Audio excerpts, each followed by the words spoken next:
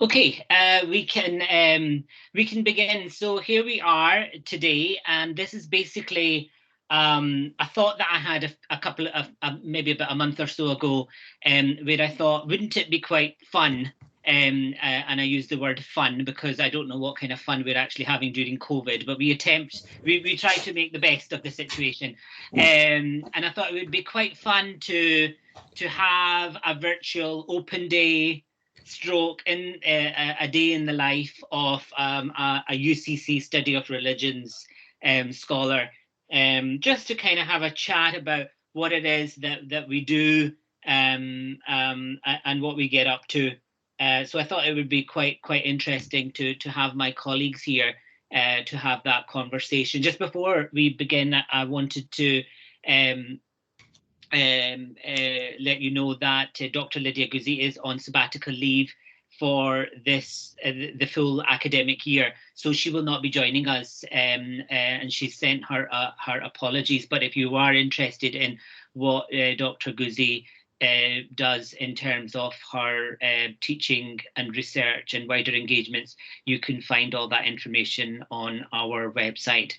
So I'm going to begin with a little bit of a historical note. So what do we know about the study of religions department?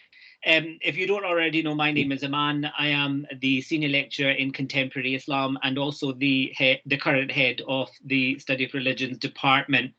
I would say we are a fairly unique department here in Ireland. We're a department that tries to do a very interdisciplinary approach to religion. We're not a theology department, so to speak, and we're also non-confessional in our perspective. So that's quite important for our kind of mission, if you want to call it that. I want to actually bring in some of my colleagues to piece together some of this history. What do we know? The history of the relationship between University College Cork and religion is long and, dare I say, complicated. The university started as one of the godless colleges that around about 1850, 1882, which included Belfast, Cork, and Galway. So initially they were the Queen's colleges, or the Queen's University of Ireland. And what we know is that at that time these universities were not permitted to offer instruction in theology.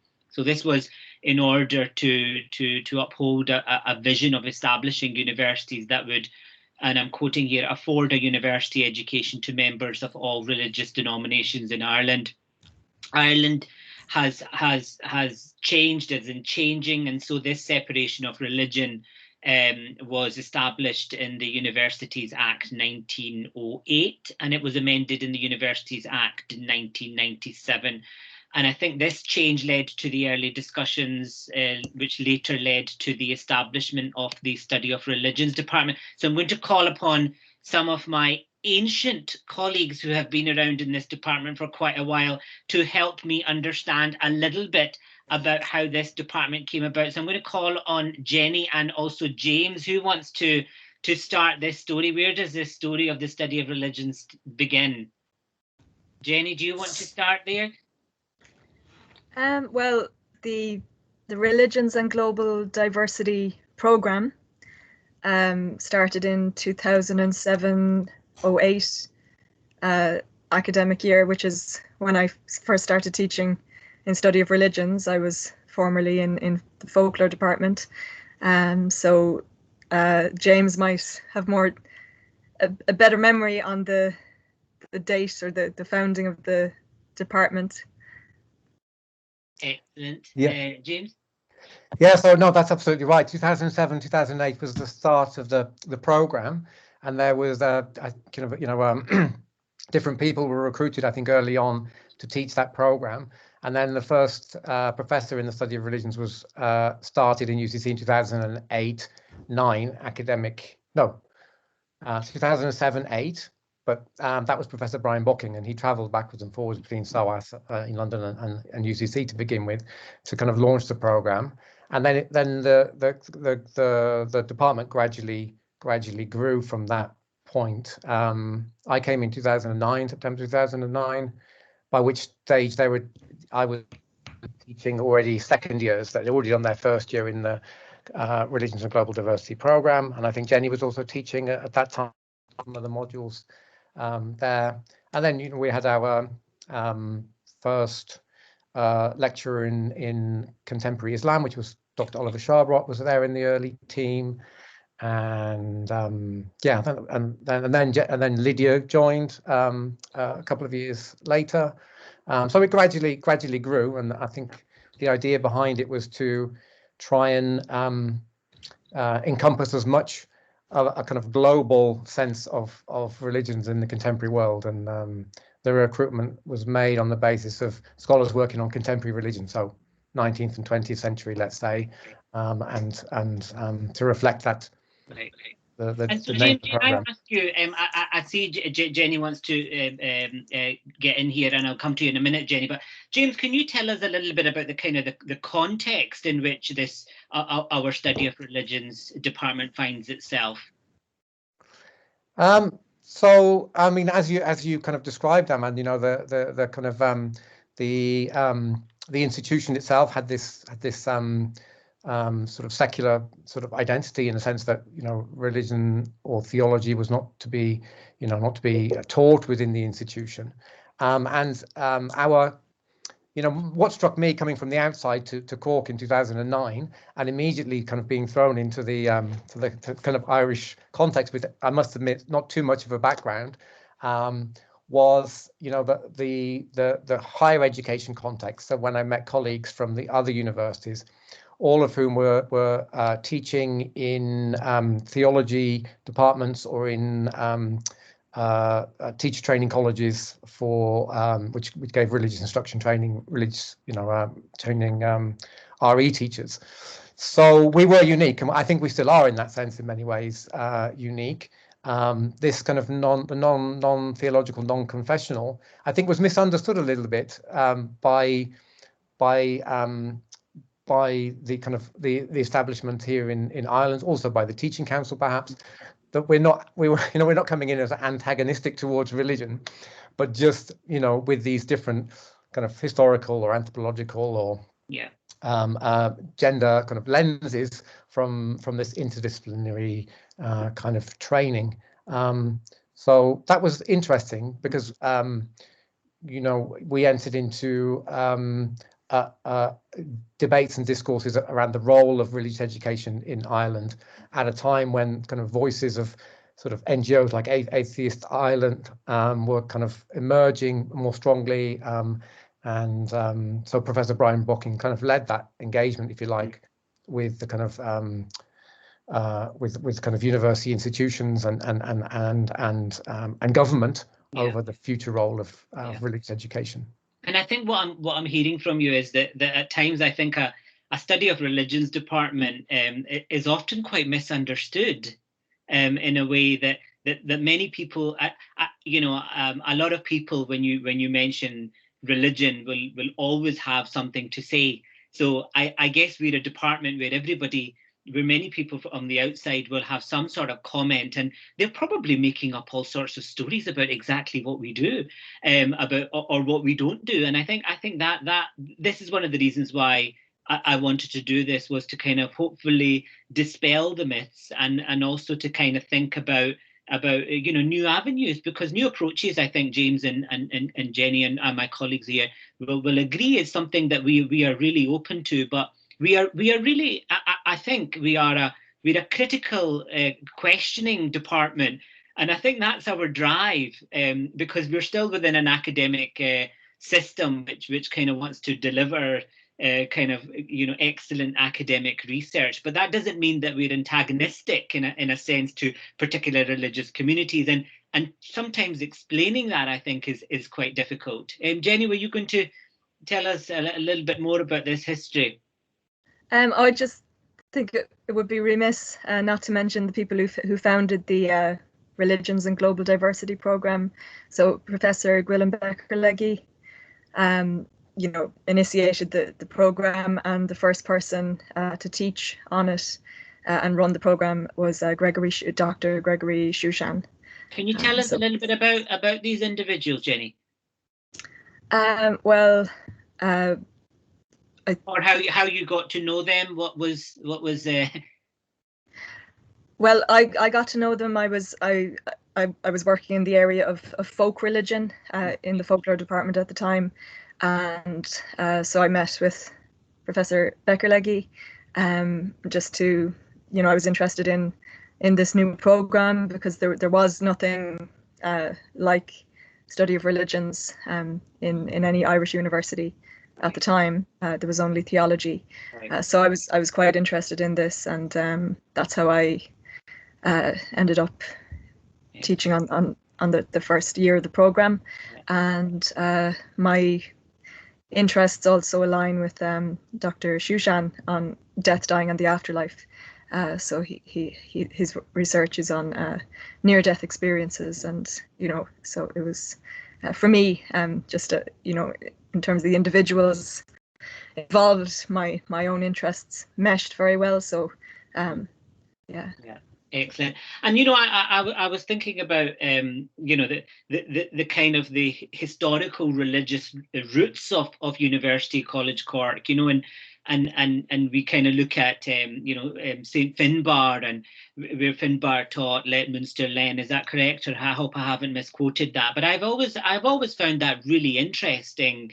And I always whenever anybody back in Glasgow asks me about, oh, you've got such an interesting quad, I always kind of start thinking about quads and kind of religious imagery of a quad, and thinking about monks going around in around the quads. And I don't know, maybe you'll think I'm being too mystical here, but I often think that the kind of the roots, I mean, I don't think this would be incorrect, but the roots of a lot of our educational systems have religious roots. I think one of the first departments that were often established in Western universities were theology departments, where you had theologians and people who were thinking about religions were offering something challenging to think about. And I think that's why I believe that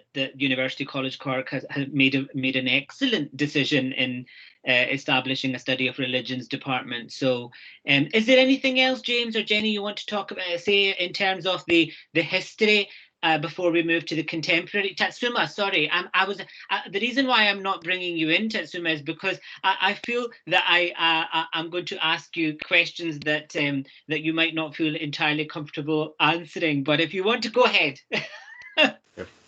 No, I just wanted to add something related to the connection between Study of Religious Department at UCC and the School of Oriental African Studies. Mm-hmm. As I was also working at SOAS, University of London, before coming to UCC, and it was 2007 when I first visited SOAS as a PhD student, exactly fall 2007, and that was the moment when Brian Walking moved from Study of Religions Department at SOAS and founded Study of Religions Department at UCC. So I think, and then I moved to UCC in 2016, exactly when he went on retirement. And I could see, having experience of both institutions, I could see a common thread, also something dealing with the name itself of the department, the Study of Religions, which was Study of Religions, same name at SOAS. Also looking at other departments in the UK. I think there was a stress at SOAS about, as you already mentioned before, about keeping theology and religious studies as separate domains, but also the name of the department was not religious studies, was study on religions. And I remember some colleagues of mine there who were especially adamant in looking at religions from academic point of view, as an academic study of religions, and that's where the difference lied. I think the format, the structure of the department, in a sense, has this connection overseas, which still retains to a certain extent, even if elsewhere at SOAS the name of the department has changed from study of religions to religions and philosophies. That's quite interesting, and it just kind of gives us an idea about, you know, the many different ways that religions are taught and how they're kind of how departments frame them. But you know, if there's anything that we can take away from this, I think, is that the study of religions is vitally important for us to interrogate, especially in the current in our current times, because it is. I think it. I mean, I'm I'm advocating for something that I truly believe in, but I do believe that the study of religions is an essential subject in the, you know, in arts and humanities, or whatever way you want to present this. And I think we are an important department in the College of Arts and Celtic Studies and Social Sciences here. I'm now going to move to annoying my colleagues and asking them a little bit about three different branches of their work, which is in particular teaching, research, and any kind of other wider engagements. Now, wider engagements is a big, massive net. So they basically, I'm leaving it to them. I know far too much about my colleagues, so I don't want to embarrass them about what they do in their spare time. So I'll leave it to them. But I'm going to start with Jenny. So Jenny, can you give us very briefly a little bit about how you got involved? Because I think you just told us that you started off in a folklore department. How did we manage to steal you here? And then if you can talk a little bit about your teaching. So very briefly about your kind of, you know, your trajectory, and then just particularly on the teaching that you do here within the department and the wider university. So I've been at University College Cork for a long time, since 2002. I've been lecturing here, and as I was saying, I was in folklore and ethnology first, and my area of interest was always in what are called memorates or legends, and, you know, what people believe and why.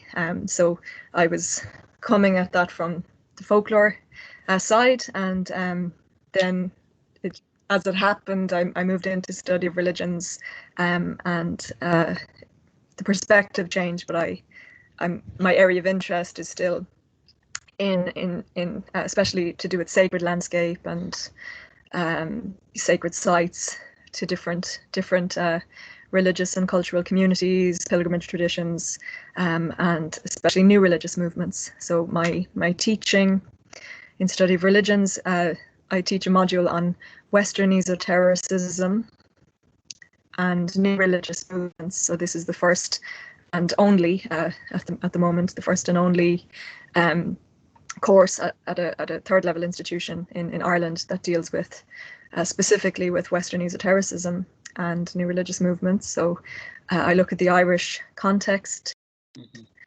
and the connection with Britain as well. And I also teach on contemporary religions in Ireland, and the changing religious landscape. So kind of looking at sociological aspects, but also that theme of sacred landscape. So how that's interpreted by different groups, and the kind of political and cultural context, and why there are changes within, you know, the hegemonic tradition of Roman Catholicism, and also what we would define as migrant religions in the Irish context. So a few different aspects. So it's a kind of general general course on the Irish milieu. Excellent. And Jenny, you teach. Do you teach on the adult continuing education as well? Yeah, I've taught for a long time through UCC's adult continuing education. I teach a course, Myth and Magic. So this is a short course dealing with both religious and folklore aspects of tradition, festival celebration and pilgrimage and otherworldly beings. So I have a project on fairy lore and landscape. So it's looking at intangible cultural heritage, so kind of attitudes and traditions, particularly around fairies. So far, I've looked at Ireland, interviewed people and gone to so-called fairy places, and I've done some research in Newfoundland and Canada. And hold on for your research. We'll get to that in a minute. But thank you for the teaching. I'm going to move to Tatsuma, if that's okay, James. I'll come to you in a minute. Tatsuma, tell us a little bit about your trajectory and how you ended up here in Cork, or we stole you from wherever you were. Yeah. Well, my entry point in study of religions, I guess, was through mythology. So my first interest was in myths, mythological narratives, and I was working on Japan. And so I found an interesting connection between mythological narratives and places in Japan. So I started my work on let's say on Japanese religions with research on a text called Yamato Katsuragi Hozanki from the late 13th century, which is a text about the origin of the universe, the origin of the world.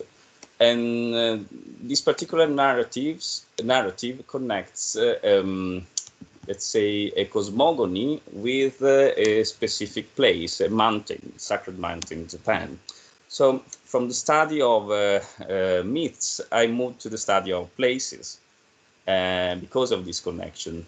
And I started studying pilgrimage. So pilgrimage then became my main field of inquiry, pilgrimage in Japan, and comparatively speaking, also in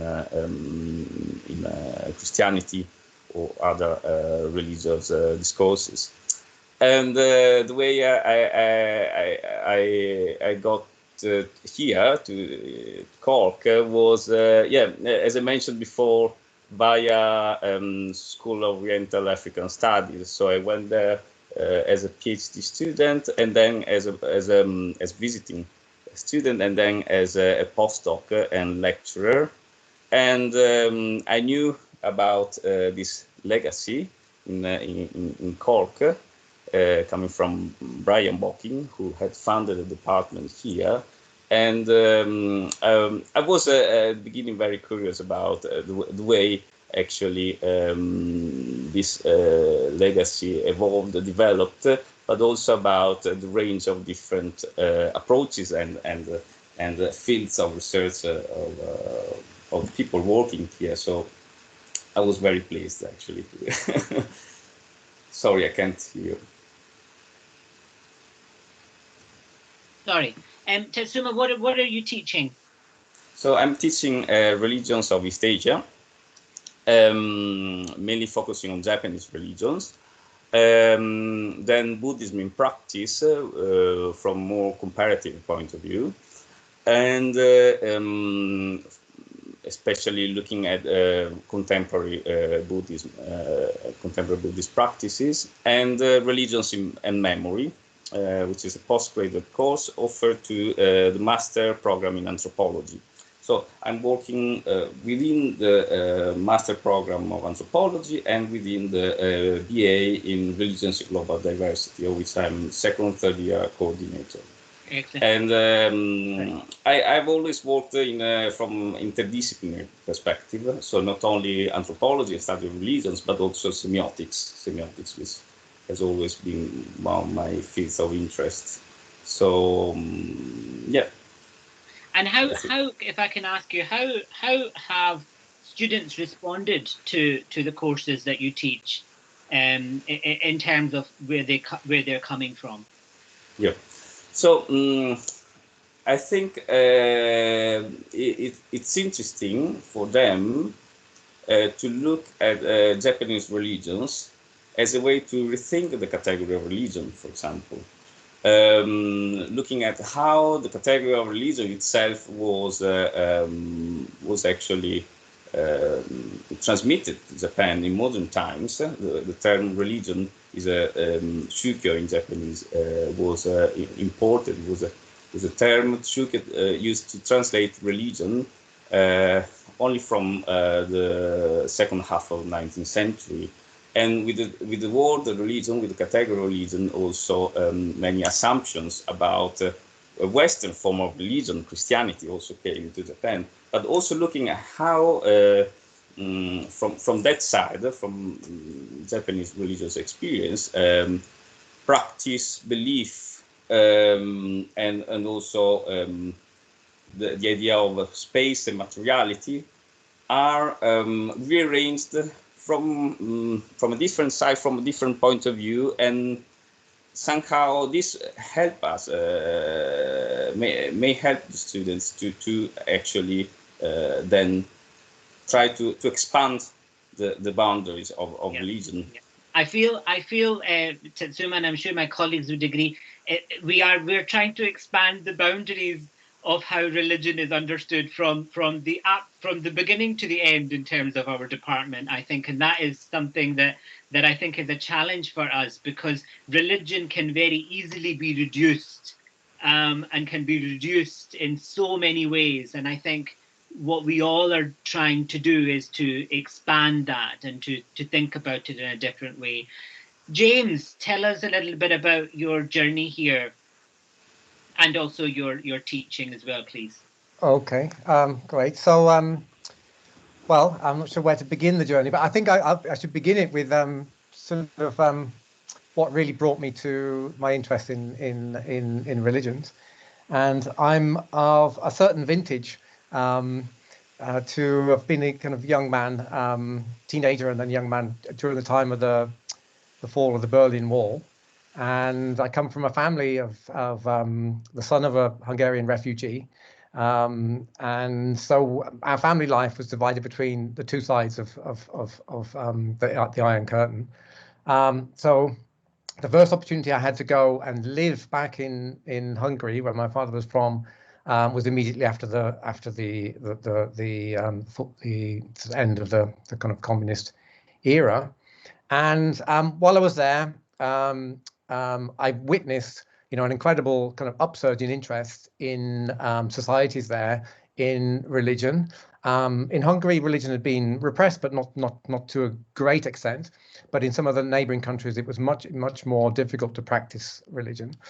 Not only was there a kind of local upsurge in interest in religion, but then there was let's say, a big wave of missionaries coming from Western Europe and from the United States, bringing different forms of Christianity often to those societies, bringing aid as well, so it was linked to sort of charities. And so I found myself in Romania as well in the early 90s, working with charities and different initiatives, and kind of ethno-national entanglements with religion were also very evident, and they often conflicted then with the kind of missionary activities. So that's the kind of context in which I was kind of becoming interested in religion, with my own family background actually being in England in Anglican faith, and in my father's side the Greek Catholic faith, so which is a kind of mix between Catholicism and Orthodoxy. So I often kind of was trying to puzzle my way through and tease apart these kind of religious differences that were there in society. But that kind of early experience in my life gave me an interest, especially in the relationship between majorities and minorities, and borders and boundaries, and crossing borders and boundaries, and how they're constructed between groups, and how they are sort of mediated, how people sort of cross those boundaries and transform identities and so on. So I started doing research work, ethnographic research work in Romania, as a kind of apprenticeship to some ethnologists, working on Hungarian Catholic minority in an Orthodox majority country, which was fascinating. And then really from that point forward, my interest has always been on these the fault lines between groups. So Turkish-speaking Christian communities, kind of a linguistic identity that sort of leads you to understand the group in one way, but a religious identity then that links them to European heritage. Or, like I said, Catholics in a majority Orthodox context, or groups that find themselves in kind of limbo between different competing Orthodox churches. These are the things that kind of grasp my interest. In terms of my teaching, I teach the kind of introductory courses on Christianities in the modern world, trying to give students an understanding of the extreme diversity, breadth, kind of depth of the different religious traditions that we meet. This is very, very difficult because, again, you know, students come, I think, in Ireland, as they did in England, but with a different kind of set of understandings and expectations about their own faith tradition, or the faith tradition of the majority of society, and how that relates to others. So I get them again to challenge kind of categories, the use of terms, Christianity or against Christianities, you know, Catholic against Christian, how these are deployed, how they're used, how Irish people use the term Protestant and what they mean by it, and how different Protestant traditions might use those in different ways to describe themselves. For example, again, coming back to my own identity, I would have been mortified if somebody told me in England I was a Protestant. It just never occurred to me that I was this thing that called a Protestant. You know, we were C of E, we weren't Protestant. So I kind of challenge students to think again about how they, you know, the terminology that they use in terms of different religious traditions. I've got a very strong interest in material aspects of religion. I think coming from the Eastern Christian sort of research that I've done, the role of icons, but also other forms of materiality, relics, the actual the act of Christian communication in the host and the Eucharist. These are all really, really important, vital things in Christianity that come to the very heart of Christian theology. But we can study that relationship between the material and the immaterial, you know, using ethnographic methods, using historical methods, and so on. So I try and get students to trace the history of Christianity through these understandings, these kind of conflicting understandings of the, you know, the spirit and the material world, and this life and the afterlife, and so on. Brilliant. Thank you, James.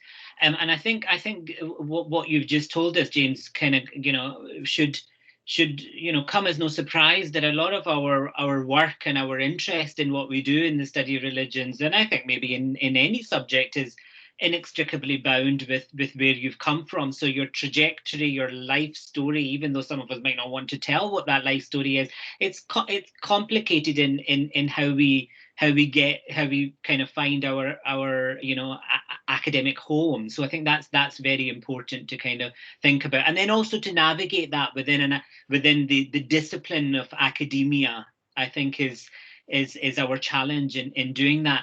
We're coming up to quarter to the hour, so I'm going to ask on the two other bits of information that I'm seeking from my colleagues, which is I want each of you to think about one of what is the if I was to ask you about something to do with your research, what is the one thing that you're working or have worked on that, you know, you would want to tell us? And this is the real challenge, which you know, we do this to our students all the time. You must tell us exactly what you're trying to say in a very short and concise way, and what is the thesis point, and what are your questions. So now you're all under strict time to tell us about that one wonderful piece of research that you're either working on or have gotten, and you are limited in time, and then hopefully we'll be able to get to the wider engagements, and then we'll have a few minutes for questions as well. So I'm going to put Jenny on the spot to talk about a piece of research that she wants to challenge us with. Well, I guess that what I'm working on at the moment, the fairy lore and landscapes, and I'm using the, but it's obviously problematic term. It's not the native language terms, but I'm not going to go into all that. Don't worry. But just to I view it as important because it's an aspect of cultural heritage of Ireland and many parts of Europe and around the world that has been very much denigrated and kind of approached very differently from those more I don't know what the right word, hegemonic or mainstream religious traditions. So like I mentioned, folk religion. So, the popular Catholicism has been approached in a very different way, both by academics and by, in general discourses and in media, to something like those fairy places that I mentioned. So that sacred landscape that has a very ancient provenance to some of these traditions. So I'm interested in approaching that in a serious and analytical way. And will that be coming out in an article, or is this a book project that you're working on, Jenny?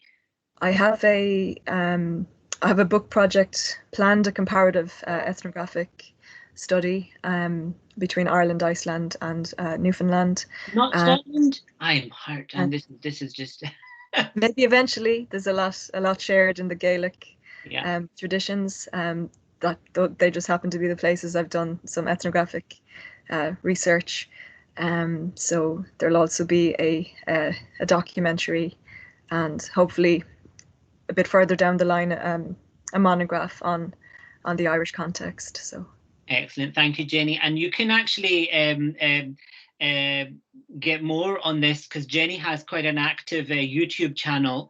And she is also quite active on Twitter as well. So that would be a place to read more about Jenny's work. Tatsuma, can I move to you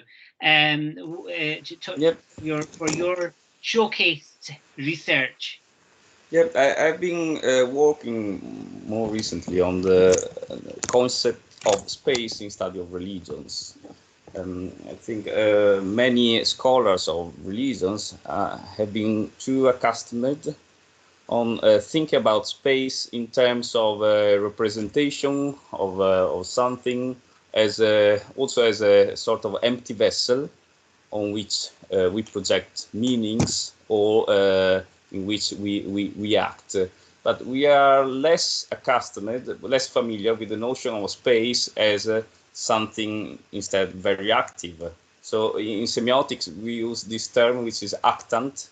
Actant means a role, a narrative role. So when space takes on an active role and starts interacting with people and pilgrims, which is my field of inquiry. So this was subject of my two recent forthcoming articles on the concept of space. And so space from an anti-representational point of view, space as an active actor, active agent, and also, let's say, as a language, because language, we are also too accustomed about thinking about language as a representation of something, but language is actually the way we act in the world. Language is a practice. So again, a form of engagement and performance in the world. And space is actually the way we communicate. So again, my interest in semiotics and communication throughout space.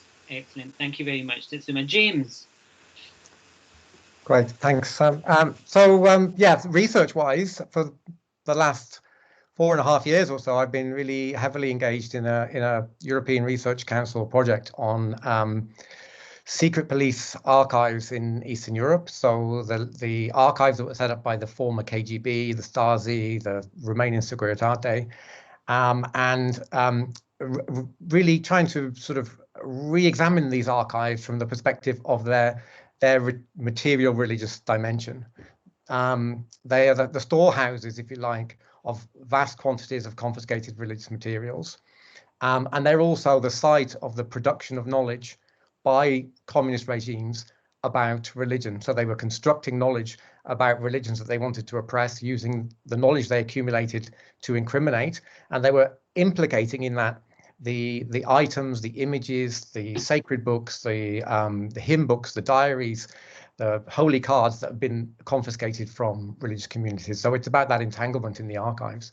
And we've been, for the last 5 years, with a team of 8 other scholars, going out to communities in Eastern Europe, facilitating access to archival collections by members of the communities, often marginalized communities that found themselves, you know, at the sharp end of the communist repression of religion. These were often groups that are still repressed today. So I don't know if we see in the news the situation that Jehovah's Witnesses find themselves in the Soviet Union, in Russia today. You know, it mirrors what was happening to them in the Soviet Union, and of course during the Holocaust. So I'm very, really interested in the resilience of religious communities, the creativity of religious communities in those times of extreme pressure, how they created meaningful life worlds outside of the confines of the state, and how today those memories of the past are being sort of revived and reactivated based on the archives. And the research project really is challenging the dominance of the written word of the secret police in their archives, challenging it with the evidence of the materiality, and looking at material in the same way, that perhaps similar way to Tatsuma, the material aspect of religion as actants in the past, in the present, and going forward in the future, how those repatriated items are impacting the kind of religious communities going forward. So it's a project about history, it's a project about memory, it's a project about creativity, it's a project about repression. So all of these different strands come together in the project. Excellent, thank you, James. And do you want to very quickly tell us about, there's a couple of publications that have come out from your project? So actually, I forgot to mention, so this is the most recent, which is a kind of nice, I would say it's a coffee table type publication, but the contents are not really kind of they don't make a pleasurable browse, because it's about the repression of religion, and we've kind of repatriated or sort of taken objects from the archives, reintroduced them to members of the community that no longer have access to them, and we've told some interesting stories about the way that those items are implicated in the repression of religion. But there's also an exhibition currently in the Bull Library, in the entrance of the Bull Library, based on our materials. Unfortunately, it's been, there's been little footfall because of the lockdown, but anyone that is close to UCC and does go into the library can still visit the exhibition space there. And it's that's the third one of a series of exhibitions that we've mounted, again, as part of this process of trying to reconnect archives with communities in the current context, and using exhibitions as research. So they're not final products, they're sites of research in themselves, the exhibitions. Thank you, James. And the Hidden Galleries has a Twitter account, if I'm correct. It has a Twitter account, not so active, but it has a very active web page, digital archive, and digital exhibitions. There'll be one more coming out very soon, which is actually going to be an interactive digital exhibition with interactive spaces. Thank you, James. And you can also follow the Study of Religions on Facebook, and we also have a Twitter account as well for regular updates. And actually, in the next few weeks, we have a number of quite exciting seminars where we've managed to get quite a good number of external international speakers who will be coming. So you'll get notification of that.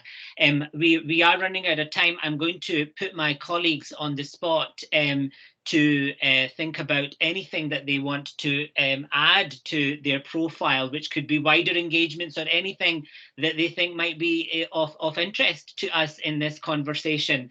And I'm going to start with Jenny, please.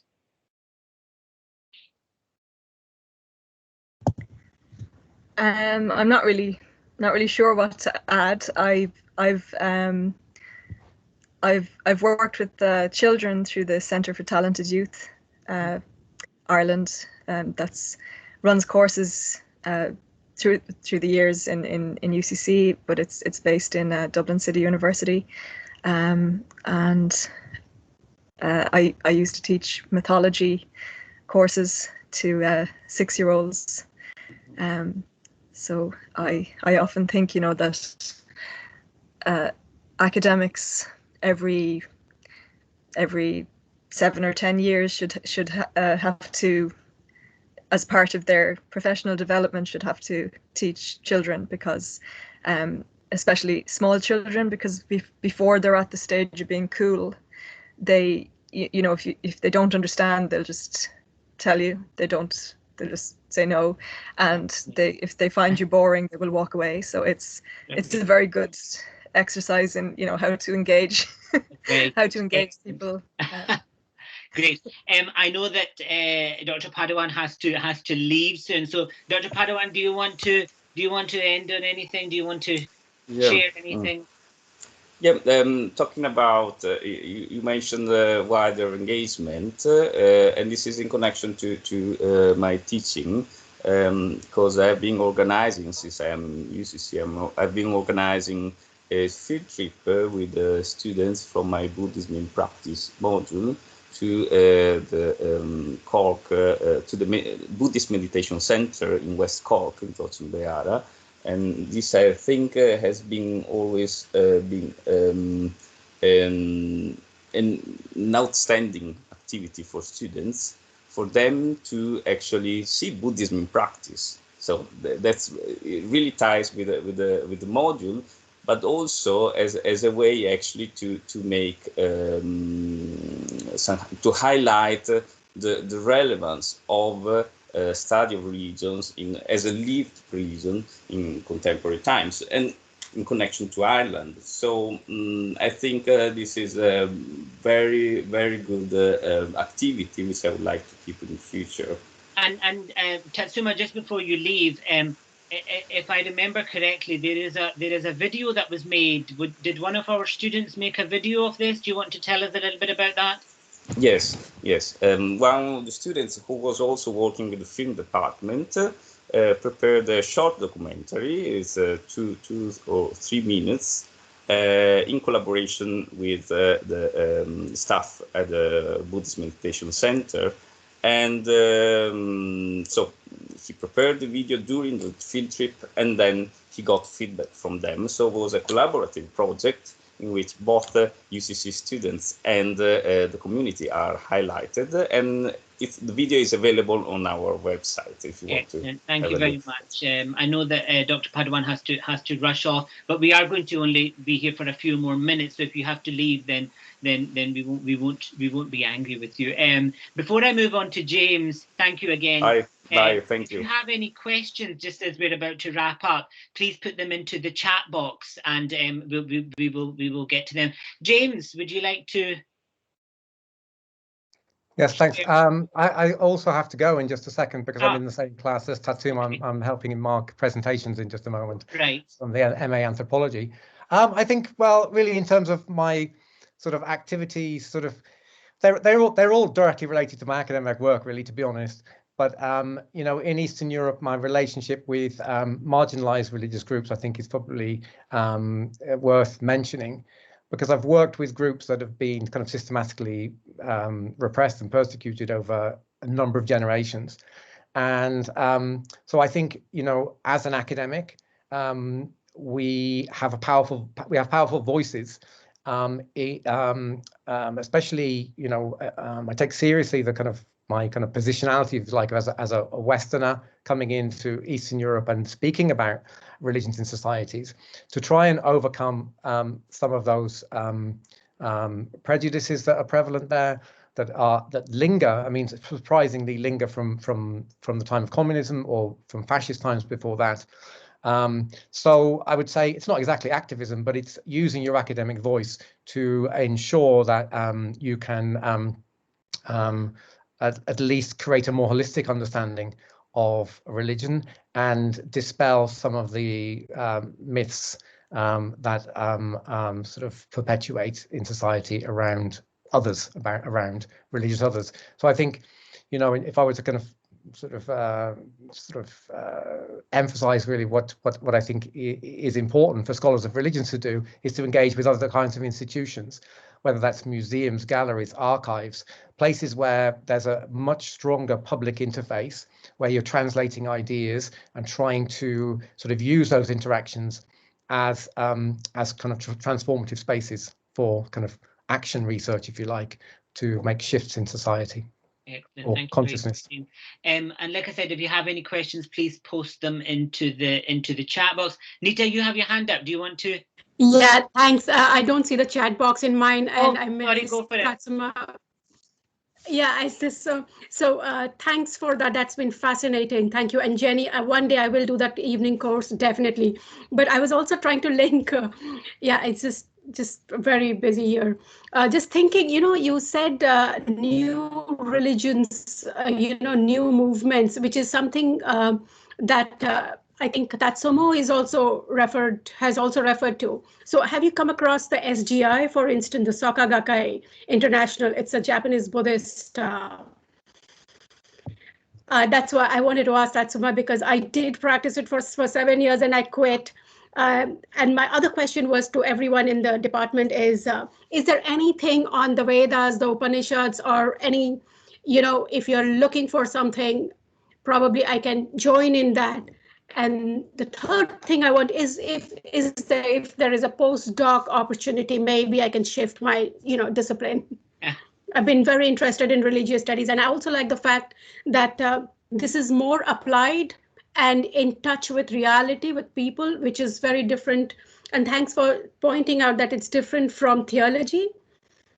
I wouldn't have known. I mean, but thanks. I have so many things to ask, but maybe some other time. Excellent. Thanks. Thank you so much, Nita. Jenny, do you want to go on to the first point very, very briefly? But on the second point, I can tell you that Dr. Lydia Guzzi, who is on academic leave, I'm pretty sure that she works on all of those areas that you've mentioned. So you should look up her research profile, and she will be returning back. So we'll have more on the books. And in terms of postdocs, we advertise whenever we can, but we would love to have you. We would at some point, Nita, maybe if not in a seminar or a discussion. So hopefully that will be possible. Jenny, do you want to speak to the first point by any chance? I've heard of the SGI. There's academic literature on them. It's they're not a group that I include in my course, because my course focuses on the Irish context. But perhaps Tatsuma would know more about the Japanese new religious movements. Brilliant. Thank you very much. You'd always be welcome on our courses. But thanks. I will write to you about the sacred spaces in India. Yeah, that's separate. Thank you, Nita. Thank you, Jenny. Are there any other questions? If you can't get into the chat box, if you want to put your hand up, we might have a couple of minutes left. But before we wrap up with any further questions, I do want to also mention that today you've heard from the lecturers, from what I would regard as the core staff, but we also have assistant lecturers within the department, and I'm hoping that in the future we'll be able to have a conversation with the assistant lecturers. So I do want to mention them, and so we have Marion Caulfield, who's here, who's been with us for a number of years. We have Brendan McNamara, and we also have Rachel Woodlock. So we are not a small department, and you can see them all. They've put their cameras on. So we are a thriving and growing department. And our administrator for the department is Siobhan as well. So all of this is on our website, and we also have affiliated members of staff as well. Emeritus Professor Brian Bocking, and we still have affiliated Oliver Sharbrat, and also Yafa Schneck, if I'm saying her name correctly, and I don't know, James, if I've missed anybody else on our list of staff. James, you have your hand up there. Yeah, no, I just wanted to say that in relation to the assistant lecturers, that they really add very, very interesting and kind of important dimensions to the scope of the department. And like you say, if you have in future a conversation with them, because I think that's very important, that their research kind of enhances the sort of the hot profile of the department as a whole. I would just mention that there are a number of postdoctoral scholars that were on the Hidden Galleries project. They're still affiliated with UCC. They're not seen around UCC that much, obviously since COVID, but they do their research in Ukraine, in Republic of Moldova, in Hungary, and Romania. But they're very much consider themselves, part of the UCC academic community as well. Yeah. Excellent, thank you. Are there any questions? Does anybody want to ask a question before we wrap up? Please put your hand up, or if you want to unmute yourself. Well, there are loads of questions. I think I'll probably email. But Jenny, when sacred spaces, indigenous communities in India have sacred spaces also. So which is one of the reasons I was curious about, wanted to link into your, evening classes. So there are folklores around trees and around ponds in my village, for example, in eastern India. So it's fascinating that you are doing this work. Yeah. Nita, I really wish that Dr. Guzzi was here, because I'm sure she'd be able to answer all this, all your questions. But you should definitely look up the work, Lydia's work, because it would offer a great insight on that. James, yeah, very thanks. briefly. I just need to say goodbye. Okay. So thank you for organising this. And I need to go and Thank you. go to another classroom. Yeah. Professor Perry, would you like to ask? Hi. Good afternoon. Unfortunately, I've just tuned in. We had a PhD review meeting that was supposed to be finished at 4, and it's just finished now. Right. So I'm sorry to have missed, but I was intrigued by this concept of you just setting out your school's agenda and your work, and I just think so I'm really sorry to have missed it. And you might wonder what I'm doing as a public health academic here, but I suppose really one of the issues we're increasingly facing in public health is we're facing existential issues in terms of health and well-being and sustainability. We have the current pandemic, but obviously there's the climate emergency and so on. And we're kind of in a cul-de-sac where we're up against the limits of science and evidence. Say on the climate, for instance, we all know what needs to be done, but it's very hard to get progress without moving people's hearts and minds and tapping into deeper values. Yeah. And I suppose I'm just intrigued whether there's some connection with those comments in terms of your work. Really, that was really what I wanted to say. Yeah, I think I agree with you there that I think what's really important is bringing together the real definition of what a university is. And a university is a place that brings together all sorts of disciplines and ideas, which brings together the science and the humanities in the unknown. And the unknown for me, in terms of my own work is very, very important, and I think that kind of reveling in the ambiguous is something maybe we're having a real proper lesson on during the last year, during pandemic time, where at times even our scientists haven't been able to give us all the answers, and we've been never will. Hope and joy and love in a socially distanced way. So I think that those are some of the issues that I think we as a department do take very seriously. And I think one of the things, Ivan, that I was thinking about was that, and I've always said this to my colleagues in the department, is that yes, the academic work is important, but it's also so important at this time to check in with our students and to see how they're doing, and to think how their well-being, how are their physical and mental well-being. And it's important to get the reading done and get the essays done, but we are going through a pandemic, and I think the more we say this to ourselves every single day, it's less, because we are going through a pandemic, and so we're not functioning in exactly the same way that we are. So and I think we're certainly very conscious of that, and we have structures within our department, our school, to support our staff. We have kind of regular coffee mornings on Zoom and so on, and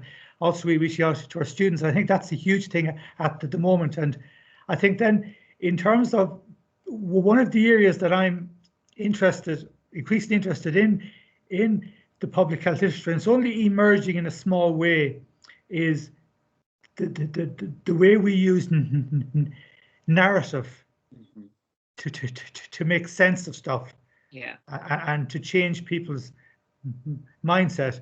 But it seems to me that's what religion does all the time. You know. Yeah, I'm actually going to rope in some of my colleagues here, Brendan or Rachel or Marion, if they want to speak a little bit about narratives and you know, how do we do that in our teaching. Marion. Can you hear me? Can you see me okay? My signal isn't great today. Yeah, we can. So that was really interesting. It's always really, I've heard these stories many times from a lot of these lectures, because I was one of the first few students, I think, in the first or second year that attended the course, and have worked my way through the years as a student. And one of the areas that I found myself studying and researching now is through lament, which is full of narrative. It's all about telling a story.